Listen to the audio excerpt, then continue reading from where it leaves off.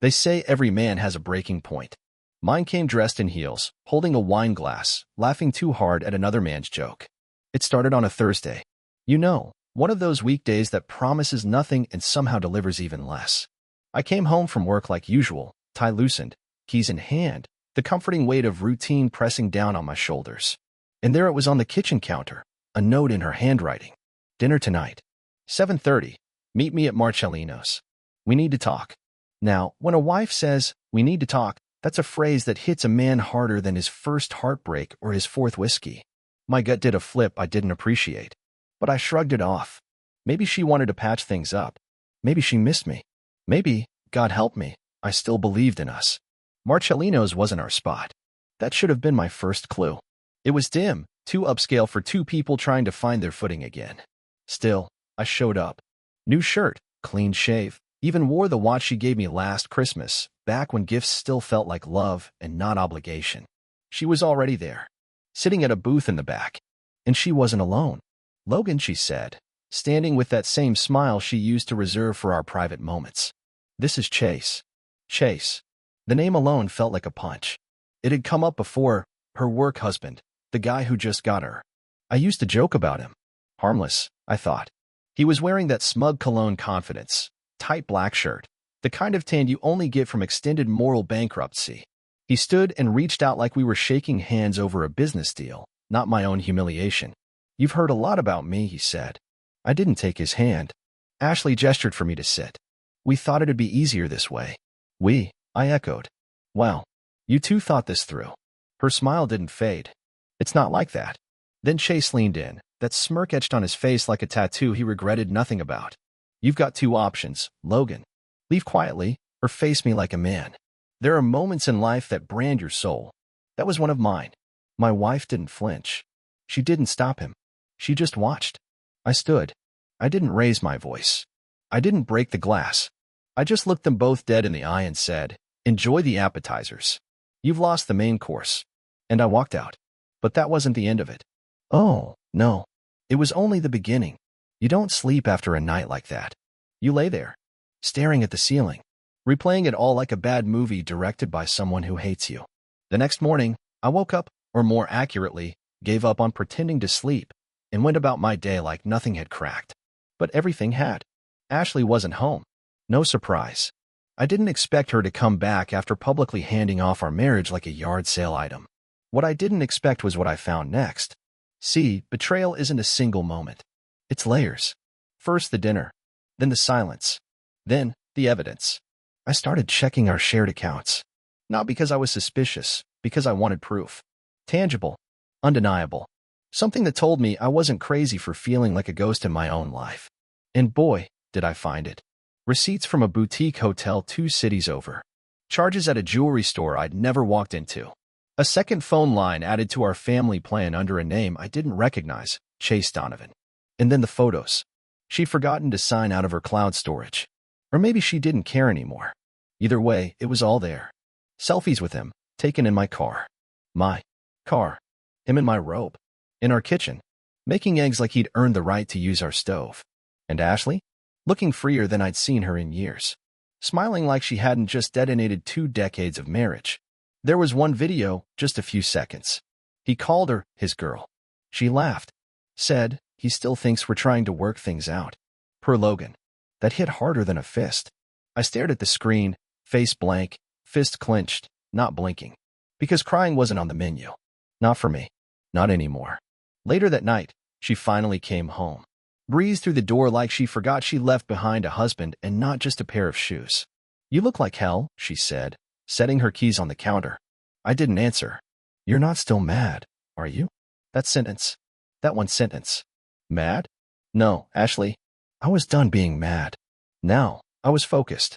Ashley thought she could walk back into our home like it was just another day. Like I hadn't seen her twirling her finger around that man's shirt collar in a hotel room that smelled like betrayal and store brand mitts. She moved through the house with the grace of someone who assumed forgiveness was a given.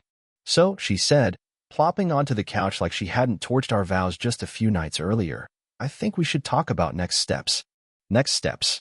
I asked, voice steady. Calm. Like a man asking about the weather, not his own dismantled life. Yeah.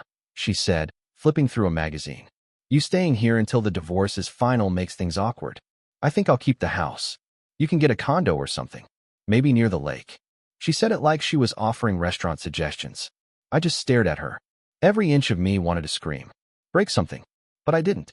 Instead, I walked to the kitchen, poured myself a glass of water, and took a sip. She raised an eyebrow. Did you hear me? I did, I said. It's a bold plan. You got any more bold ideas? Logan, she sighed. Don't make this harder than it has to be. You always do this. You get dramatic. No, Ashley. Drama is what you did in that hotel room. What I was doing now. That was chess. That night, I went down into the basement. Found the old fireproof safe where I kept the emergency files. Bank statements, passwords, a backup drive. I added something new to it, a USB. Inside, every photo, every transaction, every piece of evidence that painted Chase and Ashley like the soap opera villains they were. I didn't know what I'd do with it yet, but I knew I'd need it. And while Ashley was upstairs scrolling through Instagram like nothing had changed, I started crafting a plan. A quiet one. Surgical. Because I wasn't just going to leave. I was going to make sure she remembered me. Not as the husband she left, but as the last man who ever underestimated her. The funny thing about betrayal is how clear your mind gets once the fog of disbelief burns off. I wasn't angry anymore. Not in the traditional sense. No shouting. No smashing plates. No passive-aggressive notes on the fridge. I was calm, and that's what scared me the most. Ashley had always known how to push me. She knew my tells, my limits, the exact temperature of water it took to make me boil. But what she didn't expect, what no one expects, is what happens when a man stops reacting. When he starts planning. The USB drive was just step one. I'd compiled the photos, the messages, the hotel receipts, and a curious little calendar entry from her iCloud titled, Z brunch bottle with popping cork, 2 hearts. Subtle as a brick, that one. But again, I wasn't looking to catch her. She wanted to be caught. This was about building something different. A case. A story. A legacy. See, I'm not the type to burn it all down and walk away. No, I wanted her to watch the smoke. The first person I called was Marcus. Divorce attorney. Been a friend of a friend. The kind of guy you keep in your back pocket, just in case. Most people don't expect to use their just-in-case friend. But I had a hunch he'd come in handy. Logan, Marcus said over the phone, voice crisp, professional, a bit smug in that lawyerly way. Heard you've got a bit of a situation. Understatement, I said. I've got proof of an affair, joint assets, and a wife who thinks I'm too polite to do anything about it. That's the best kind of client, he replied. The underestimated kind. We met in his office that Friday. I handed him the USB like it was a live grenade. He plugged it in, scanned through the contents, and gave a slow whistle. You sure you're not a PI in disguise? Just a guy with time and curiosity, I said. This is more than enough to swing the financials your way, Marcus said, leaning back. Especially if she's moved her boyfriend into the picture while you're still legally married. Judges love that. She wants the house, I said. Then she's going to have to buy it at market value. Marcus grinned. You're not just going to walk away from this with your dignity. You're going to walk away with leverage. And leverage, my friend, is the currency of revenge. Meanwhile, back at home, Ashley was back to decorating like she lived in a Pottery Barn catalog. Candles. Throw pillows. New bedsheets I hadn't agreed to. She thought she was winning. And honestly, I wanted her to think that. It made the eventual collapse that much more satisfying. She had Chase over a couple of nights later. I didn't confront them. Didn't yell. I simply grabbed my coat and left. Going somewhere? She asked, legs curled on the couch like nothing had happened. Just out for a bit, I said. To do what? Chase smirked. Get some air. I turned to him and gave a smile that didn't reach my eyes. Exactly. I like fresh air. Clears the head. He chuckled. Well, don't stay gone too long. Wouldn't want you to miss anything. I nodded slowly. Don't worry. I won't. Ashley didn't even blink. She was too busy checking her phone. What they didn't know was that I wasn't just getting air. I was visiting Karen. Karen worked in HR at my company. Smart, sharp, discreet. She also happened to handle internal ethics investigations. We'd gotten coffee a few times over the years, strictly professional, but I knew she had a keen sense for when something was about to implode. I showed her the USB and gave her the short version. I want this handled clean, I said. No leaks. Just readiness. You think she'll try to come after your job? No, I said. But I think Chase might. She raised an eyebrow. The boyfriend? He works for one of our clients, I said. Small business account. He's already made comments about leverage and options. If he ever tries to interfere, I need to be ahead of it. Karen smiled. You're playing the long game. It's the only game worth playing. The week passed in tense silence. Ashley floated through the house like a ghost who thought she still owned the place. Chase came and went, each time a little more confident, a little more obnoxious. They thought I was retreating, but what I was doing was documenting.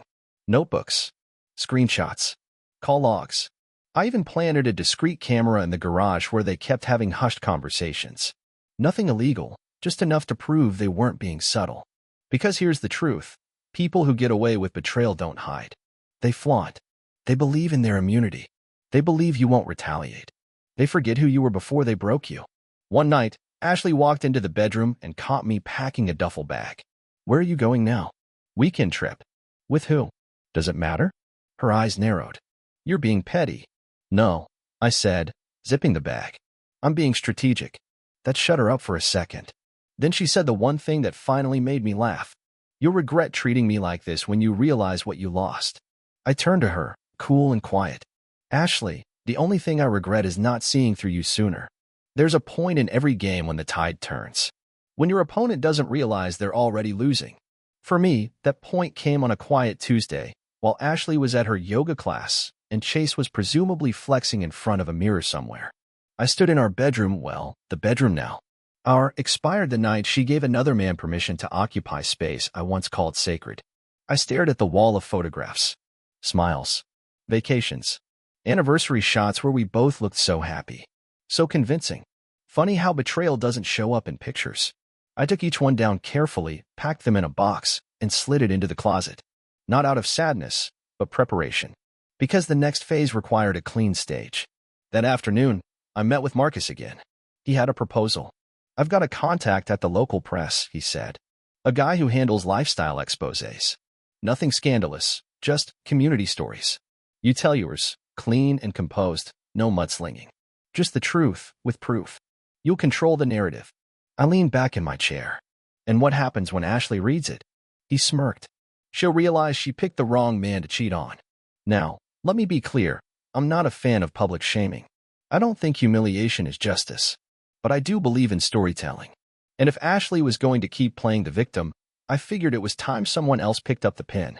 The article ran 2 weeks later. Headline: When Forever Ends, one man's account of betrayal, boundaries, and rebuilding. My name wasn't in it, but anyone in our circle knew. No foul language. No dramatic accusations. Just a quietly devastating account of a husband discovering his wife's affair, processing the fallout, and preparing to rebuild. It went mildly viral in town. Local Facebook groups picked it up. Even my barber brought it up while trimming my hair. You read that thing? He said. Man got played bad. But the way he handled it? Classy. Dangerous kind of quiet. Exactly the vibe I wanted. Ashley didn't say anything for 3 days. Then she exploded. You did this, she screamed, waving her phone in the air like it was a weapon. You wrote this stupid sob story and now everyone thinks I'm some monster. I was in the garage, wiping down tools. Calm as ever. Was anything in it untrue? I asked, without turning around. You humiliated me, Logan. No, I said, setting the wrench down. You did that when you invited Chase into our marriage. I just described the fallout. She stomped her heel. You think you're clever? What? People are just supposed to pity you now. I looked her in the eyes, first time in weeks. I don't want pity. I want the truth to have a seat at the table for once. And then, for the first time since she wrecked everything, she hesitated. That smug mask cracked. You're serious about this divorce? I tilted my head. You invited me to dinner with your boyfriend, Ashley.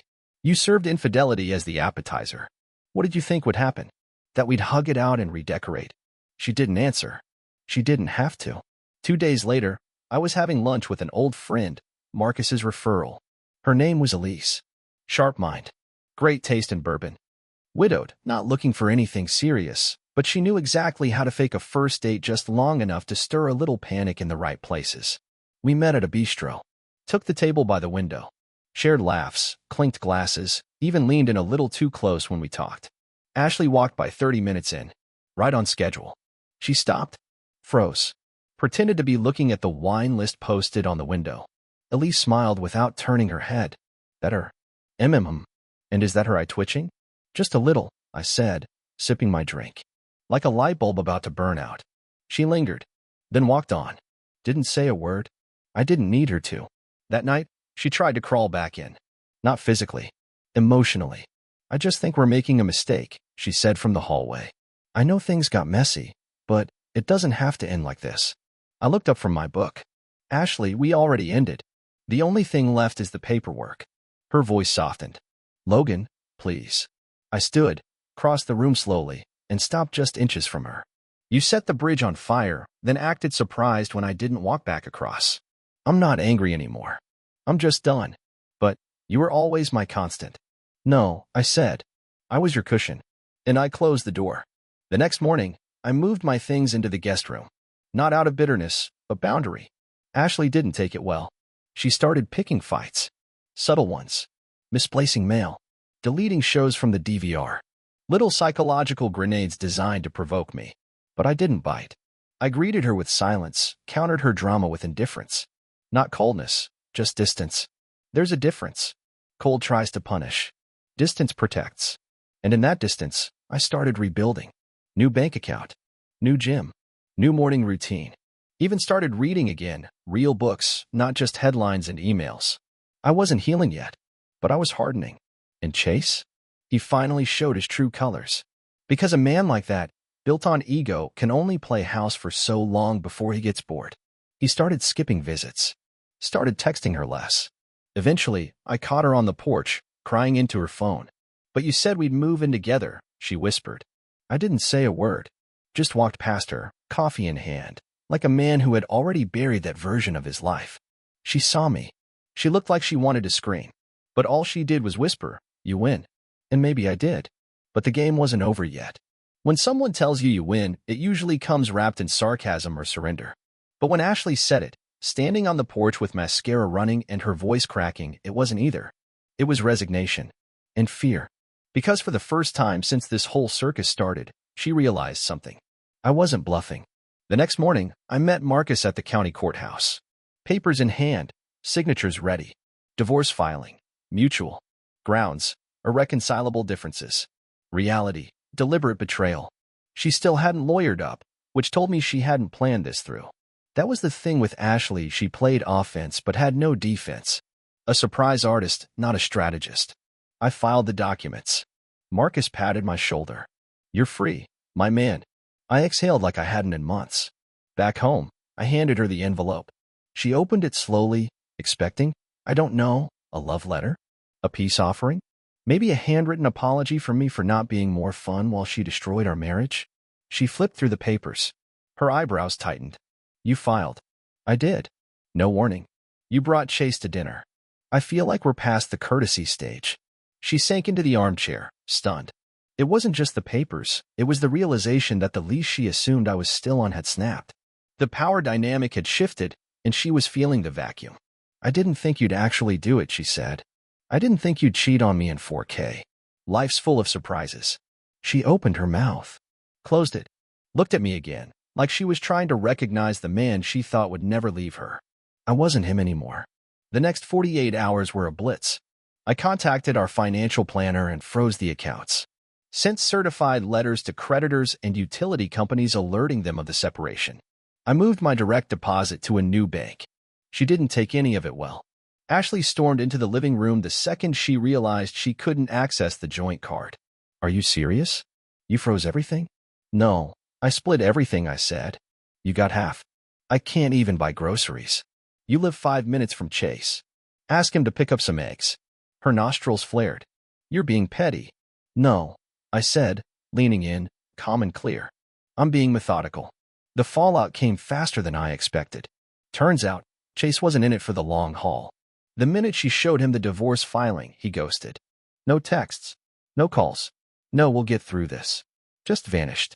I only knew because she started taking phone calls on the back porch, pacing like a lost and turn-on day, one of her first real job. Eventually, I overheard enough to get the gist. Chase had decided to take a step back. He wasn't ready to be a stepdad. He needed space. Translation? He got what he wanted and skipped town the second it got messy. Classic. I didn't gloat. I didn't need to. Life was doing that for me. I sold the house next. Or rather, I put our house on the market with a quiet whisper through Marcus's real estate contact. We had equity, good location, great bones. And since I had the evidence of the affair, complete with dates and receipts, I was within my legal right to request full sale authority through the court. She could challenge it, but she'd lose. Because adultery changes things, especially when there's proof. Marcus called it a fire sale. I called it closure. When the listing went live, Ashley cornered me in the kitchen, holding her phone with the Zillow alert blinking. "You're selling my house?" "It's our house," I said, "and it's going. With or without your blessing." "You can't do that." I slid a copy of the court authorization across the counter. She didn't say another word. A week later, she packed a suitcase. Not all her things, just enough to make it dramatic. A designer duffel bag, a handful of heels, a scarf she never wore, but always draped over chairs to make the room feel chic. "Are you happy now?" she asked at the door. "Not yet," I replied. She blinked, confused. "What does that mean?" "It means happiness isn't watching you walk out," I said. "It's what comes after." Her jaw clenched. "You'll regret this." "No," I said, smiling gently. "I regret staying as long as I did." She stood there like she wanted to yell, or throw something, or beg me to say anything to break the moment. I didn't. She left.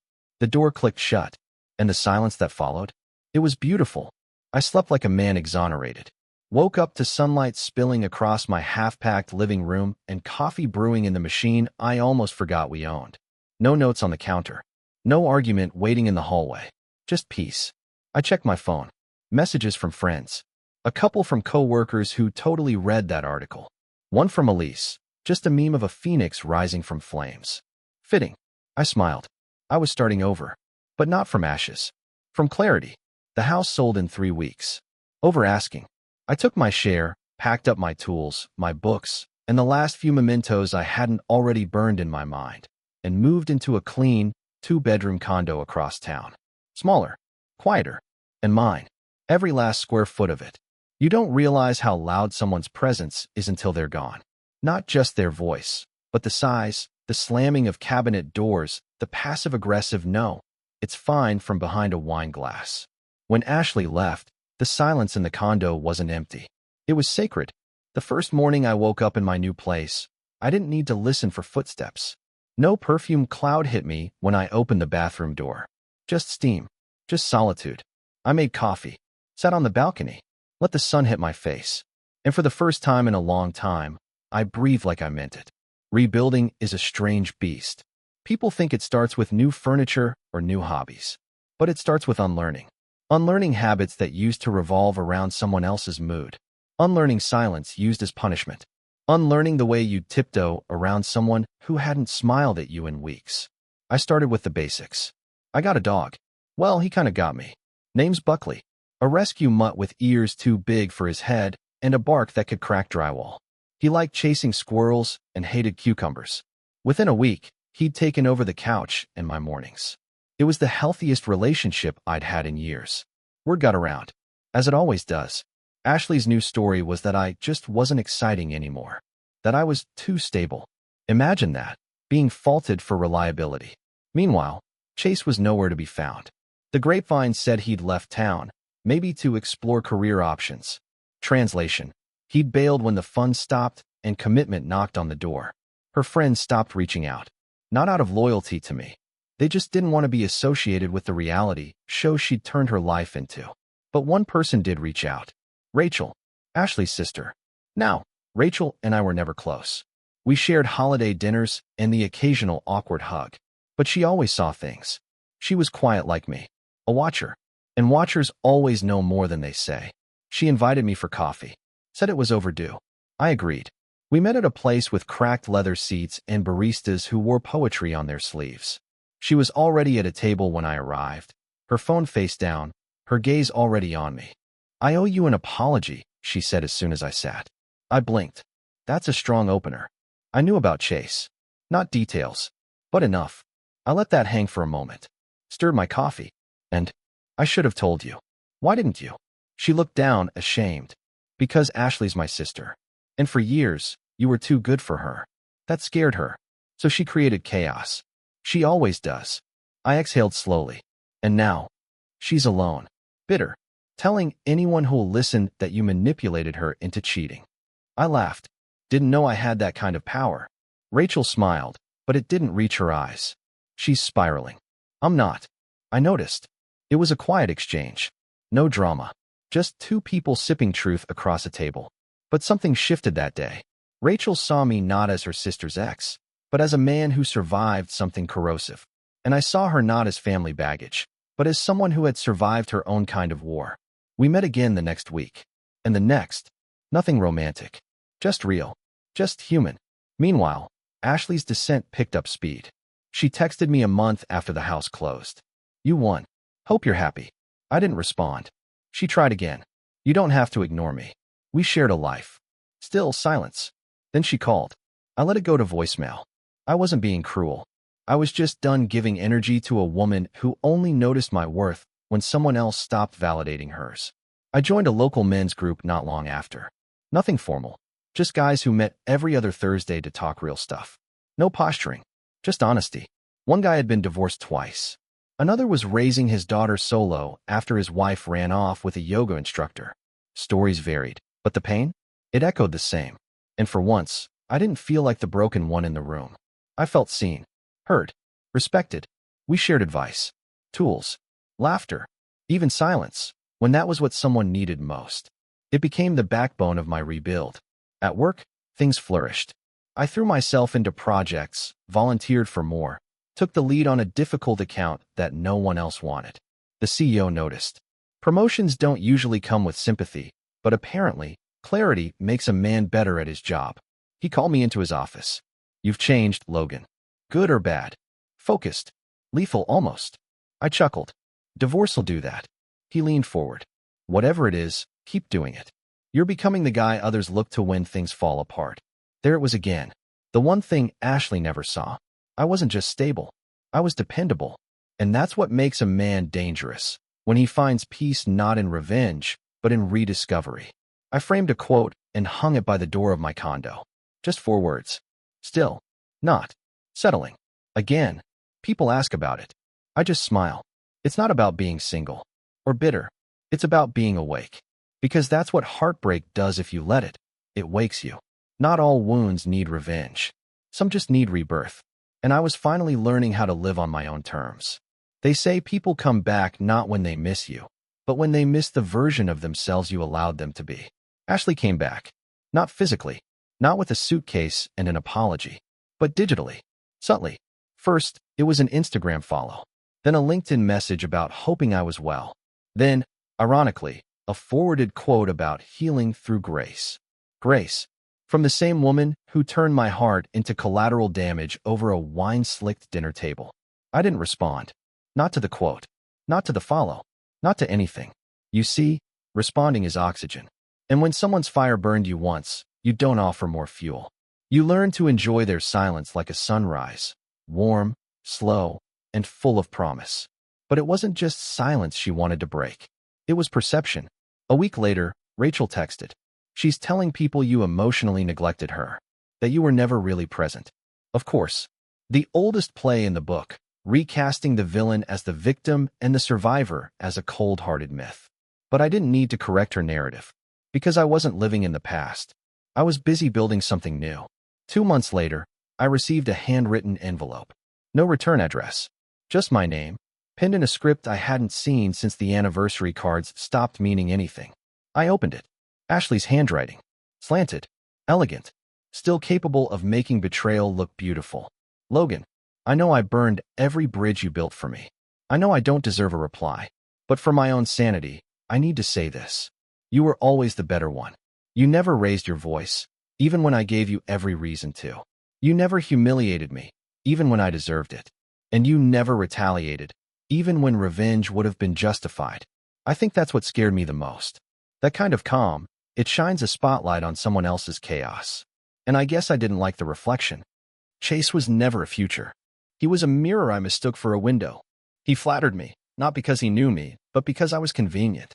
I missed the man who made me feel safe. I missed the version of myself who believed I was capable of being good to someone. I'm sorry. Ashley, I stared at the letter for a long time. Not because it changed anything. It didn't. It couldn't. But because for once, there were no lies inside it. She wasn't asking for another chance. She was asking for forgiveness from a man who no longer needed it. I folded the letter, placed it in a box labeled Past, and slid it under my bed, where old memories belong. It's funny. You think the end of a marriage is the end of the story, but it's just the intermission. Today, I wake up in a quiet home filled with peace, not tension. Buckley still steals the bed, and my new job, Director of Operations, means long hours, but no regrets. Rachel? She's still around. More often than expected.